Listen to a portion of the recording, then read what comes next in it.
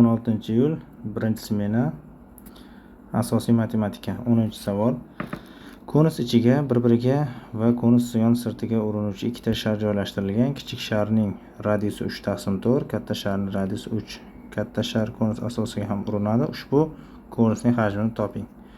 Demak, e'tibor bering, mana bu yerda mana bu kichkina sharning radiusi 3/4 ekan. Mana yozib olaman, 3/4. Mana bu katta sharning radiusi 3 ekan. Endi shu ma'lumotlardan foydalangan holatda konusning hajmini topishimiz kerak. Qanday bajaramiz bu yerda? E'tibor bering. Xo'p, mana bu qismini x deb belgilab olaman.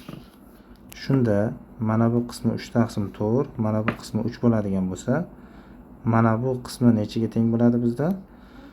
Demak, 15/4 ga teng bo'ladi. Shunda biz mana bu yerdagi bu uchburchak bilan, mana shu uchburchak bilan mana shu katta uchburchakni o'xshashligidan ishlatishimiz mumkin. Yoki burchakni sinusi ta'rifidan foydalanib ishlasak ham bo'ladi. Mana shu burchak sinusi deb. 3/4 x ga nisbati mana 3/4 x teng bo'ladi. Bizda mana bu katet 3 ning jami bu tomon 15/4 plus x ga. Shunda uchlarni qisqartirib tashlaymiz. 15/4 plus x imiz 4x ga teng bo'lib qoladi. Bundan 3x imiz 15/4 ekanligini bilamiz. Shu bilan buni qisqartirsak x imiz 5/4 ekan. Demak, mana bu masofa bizda 5/4 ga teng chiqdi. Mana 5/4. Endi 5/4 ga 3/4 ni qo'shsak 8 bo'ladi. Bizda hozir mana bu qismini topib olishimiz uchun 5/4 ga 3/4 qo'shamiz, 8/4 va bu 2 ni beradi. Bu qismi 3 ga teng, bu qismi ham 3 ga teng.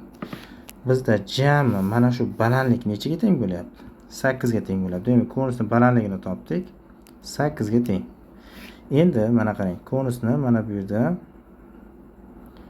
asosiga urinadi deyilgan. Mana buni o'tkazsak, mana bu r konusning radiusi bo'ladi, to'g'rimi? Endi bu uchburchakka e'tibor bering-da, mana bu uchburchakda bu 5 ga teng, bu 3 ga teng, mana bu nechiga teng bo'ladi? O'z-o'zidan 4 ga teng bo'ladi. 3, mana bu 3, bu 5, mana bu 4. Shu uchburchak bo'yicha mana bu katta uchburchakni ishlaymiz, qarang. Biz hozir bu yerdan sinus alfani topdik, 3/5 bo'ldi, to'g'rimi? Tangens alfani topaylik. 3/4. Bu yerdan tangens alfani topish uchun r konusni bu jami tomon 8 ga nisbatlaymiz. Shunda bular qisqarib 2, r konusning radiusi bizda 6 ga tengligini bilib oldik. Endi hajmini topamiz. Teng 1/3 pi r kvadrat h. Bundan 1/3 pi r kvadrati bizda 36, mana konusning hajmining radiusining kvadrati, h esa 8. Bu qisqarib 12 va 96 pi. Mana bizda 96 pi.